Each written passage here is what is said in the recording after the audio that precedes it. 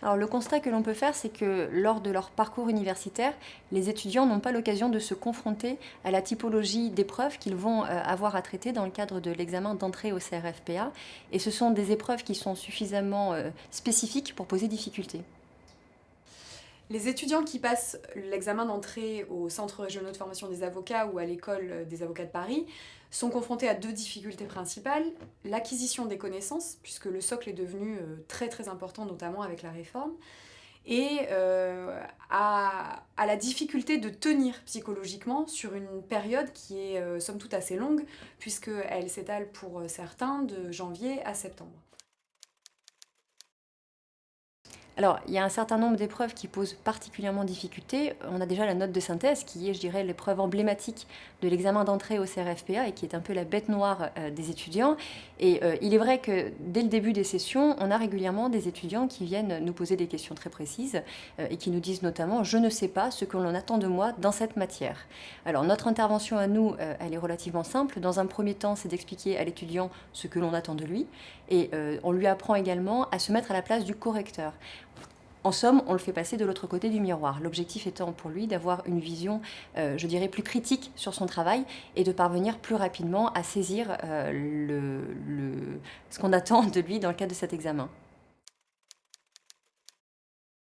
Alors en ce qui concerne les autres épreuves écrites, outre le caractère particulièrement dense des connaissances à posséder pour les étudiants, je dirais que la difficulté tient justement au caractère très pratique de ces épreuves, praticité qui a été renforcée par la réforme de l'examen d'entrée au CRFPA. Nous avons vocation à apprendre aux étudiants à se servir de leur code, puisque c'est quand même un outil, je dirais que c'est l'outil de prédilection des avocats, outil de travail de prédilection des avocats, et c'est l'outil qu'ils auront à leur disposition le jour J, le jour de l'examen.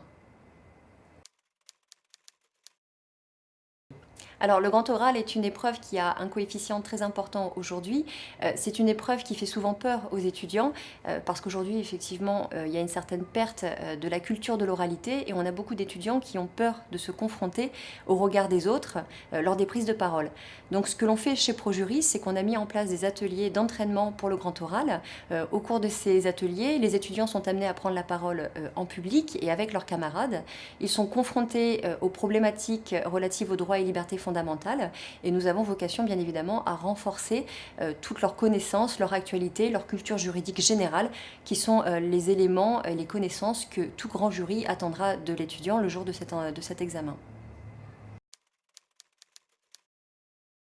Chez ProJuris, on essaie non seulement de trouver la méthode d'apprentissage et d'application des connaissances propres à chacun de nos étudiants, puisqu'on va essayer de les connaître de manière très personnelle, jusque dans leurs difficultés quotidiennes, familiales ou autres, pour essayer de prendre en compte tous les aspects de leur psychologie et de leur personnalité.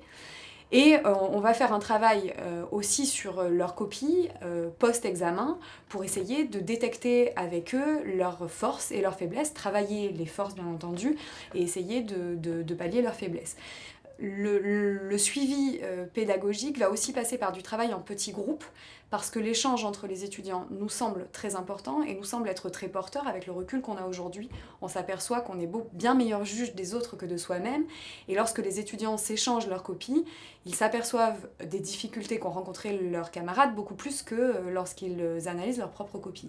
Ça va passer par des petits outils comme ça et par du travail de fourmi, j'allais dire, et très individualisé pour accompagner chacun de nos étudiants.